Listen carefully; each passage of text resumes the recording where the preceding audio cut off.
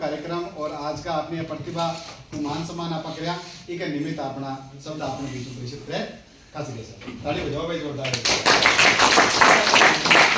सबसे पहले मैं मां शारदे को नमन करता हुआ इस कार्यक्रम में पधारे हुए परम सम्मान्य हरदेवाराम जी आनंद साहब, सूबेदार साहब, सुकाराम जी रायल साहब, शोकरन जी रायल साहब और मेरे स्टूडेंट रहे पवनलाल जी कड़वा और इस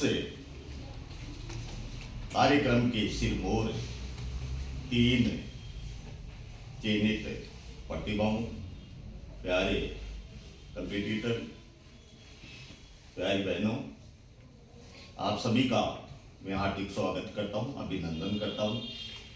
बड़े सौभाग्य की बात है कि आज सोहन जी ने मुझे इस कार्यक्रम में शरीक होने का अवसर दिया, क्योंकि आज मैं छुट्टी पे था, रेस्ट पे था और रेस्ट करता हूं तो मैं पूरी आराम से ही करता हूं। पूरे दिन है लगभग ही सोता हूं क्योंकि 7 दिन की थकान एक ही दिन में पूरी करता हूं।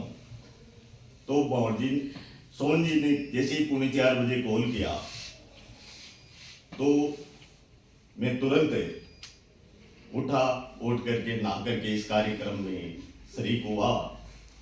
क्यों हुआ शरीक, इसके पीछे एक बड़ा रीजन था, क्योंकि जो अपने विकास जी कड़वा है, उनके पिताजी मेरे शिष्य रहे। तो गुरु शिष्य का संबंध एक ऐसा होता है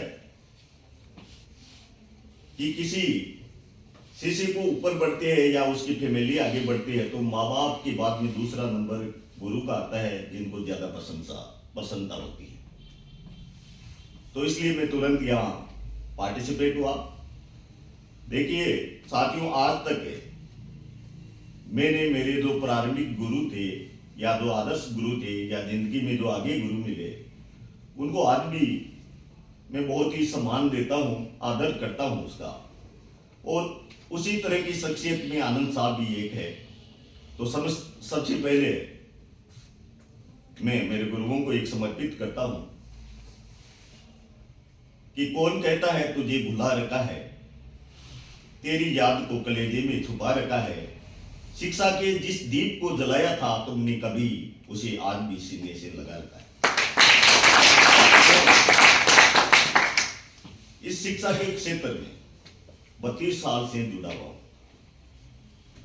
मेरे जो शिष्य थे वो लगभग आर्मी या अन्य सर्विस से वापस रिटायर्ड होकर के साथ नौकरी कर रहे। बहुत ही खुशी की ये चीज होती है। तो मैं सबसे पहले जो 3 प्रतिभाएं हैं उनको कहना चाहूंगा कि जीवन में कभी भी ईगो न लाए। यदि आप में अहम आ गया, ईगो आ गया, तो देखिए जब मंजिल पे या ऊपर जब चढ़ता है लोग तो नीचे वाले लोग उसकी वाही वाही करते हैं और वो लोग मिलते हैं, परंतु जब वापस उतरता है तो वो मिलेंगे। परंतु ईगो कभी भी नहीं लाना चाहिए, साथ जुड़े रहिए।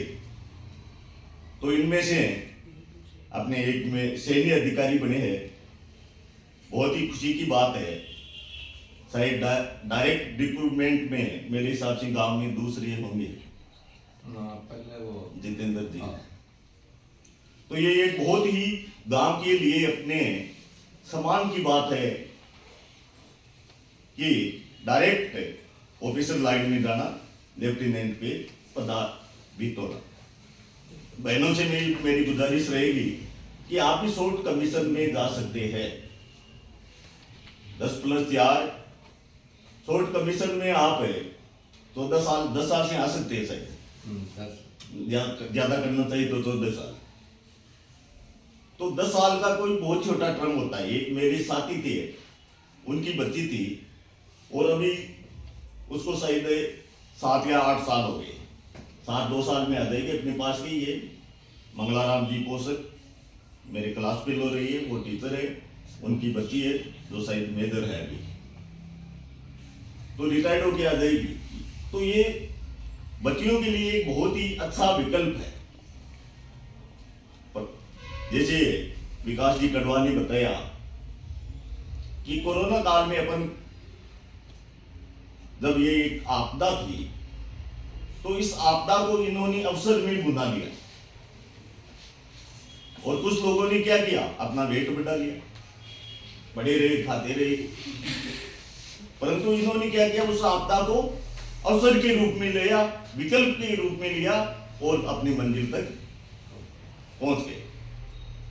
दूसरे जो बंदे हैं, विकास जी मोहन है, अकाउंट से हैं, तो देखिए अकाउंट से हमारा गहरा वास्ता रहता है, क्योंकि जो ट्यूनिंग होती है वो अधिकारी और अकाउंट्स के साथ फर्स्ट पर्सन होता है, अकाउंट्स का आदमी। तो उनसे भी मेरा आग्रह रहेगा कि ट्रांसपेरेंसी और ईमानदारी यदि आप इसको रखोगे तो बहुत ही अच्छा लाइटिंग पब्लिक के साथ बनेगा, क्योंकि हर डिपार्टमेंट में घूमना होता है, अकाउंट्स वाला एक ही डिपार्टमेंट में नहीं रहता है, शायद मुश्किल से 2 साल 3 साल में तो जाना ही होता है। और मेरे हजारों साथी है, दोस्त है जो अकाउंट्स अच्छे अच्छे पदों पे है, और आज भी इतना हमारा अच्छा उनके साथ लाइजीन है, छोटे छोटे काम होते हैं उनमें भी दिक्कत नहीं आती। तो मेरा तो तीसरा संगठन, जो तीसरे जो साथी है संगठन है, उनको भी मैं कहना चाहूंगा कि जनता के जो काम है उसको प्राथमिकता दें, न कि परिवार के काम, क्योंकि यदि आप जनता से जुड़ेंगे तो ही आपको समाज में, गांव में और देश में ख्याति मिलेगी। केवल परिवार से जुड़ने से ख्याति नहीं मिल सकती। और जो ये कंपटीटर है उनसे मेरा आग्रह रहेगा कि लाइब्रेरी में जो आपने अच्छा विकल्प लाइब्रेरी के रूप में मिला है उसका भरपूर फायदा उठाए, अच्छी गहनता से अध्ययन करें। और मैं आशा करता हूं कि हर बार ये कार्यक्रम करते हैं, साल में एक बार तो आ जाते हैं यहाँ, तो हर साल नए स्टूडेंट मिलने चाहिए यहाँ। नए का मतलब आने वाले टोटल सर्विस में होने चाहिए, तब इस लाइब्रेरी की सार्थकता पूरी होगी। तो लगन से काम करे, असफल होना कोई बड़ा इश्यू नहीं है। जैसे विकास जी मोहन ने कहा कि घर वालों ने सोचा भी क्या हुआ, फोन कैसे नहीं उठाया वापिस। देखिए साथियों, नौकरी जो होती है वो एक विकल्प है जीवन यापन और जीविकापार्जन करने का, न कि जिंदगी। जिंदगी सर्वोपरि है, क्योंकि अपन नौकर बन रहे हैं इसलिए अपन यहां मेहनत कर रहे हैं। इसी मेहनत से अपन मालिक भी बन सकते हैं, करनी नहीं होती है।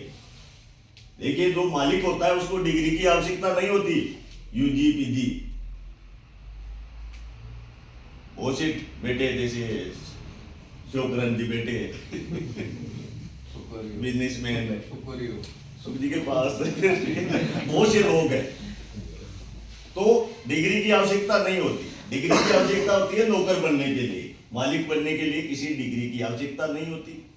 केवल लगन और आत्मविश्वास ये मालिक के लिए भी जरूरी है।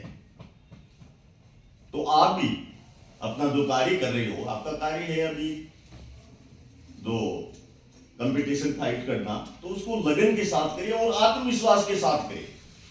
अपने गांव के बच्चों में ज्यादातर क्या होता है कि लगन तो होती है कि मैं ऐसा कर लूं, यहाँ कर लूं, परंतु आत्मविश्वास नहीं होता है। इंटरव्यू वगैरह में जाते हैं तो वहां हथियार डाल देते हैं पहले।